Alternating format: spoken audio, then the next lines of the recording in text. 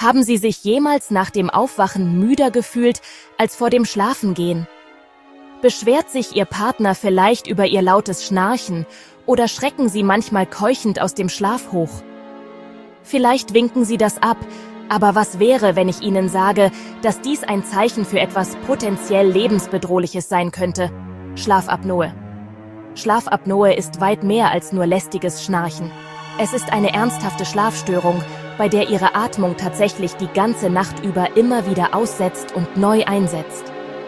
Das bedeutet, dass Ihr Gehirn und Ihr Körper nicht ausreichend mit Sauerstoff versorgt werden.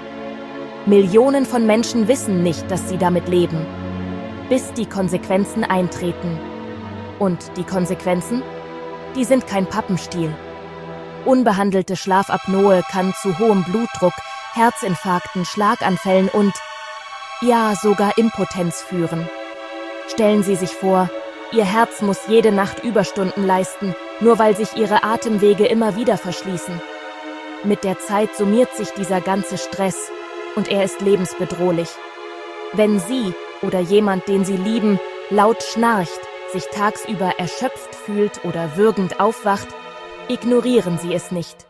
Schnarchen ist nicht nur eine Marotte, es könnten Alarmglocken Ihres Körpers sein. Für mehr Informationen rund um das Schnarchen und die schwere Erkrankung. Schlafapnoe, abonnieren Sie diesen Kanal. Eine Untersuchung auf Schlafapnoe könnte Ihnen buchstäblich das Leben retten. Nehmen Sie also Ihren Schlaf ernst. Sprechen Sie mit Ihrem Arzt, lassen Sie eine Schlafstudie durchführen und machen Sie diesen ersten Schritt zu besserer Gesundheit und besseren Nächten. Denn wenn es um Schlafapnoe geht, kann das, was Sie nicht wissen, Ihnen wirklich schaden.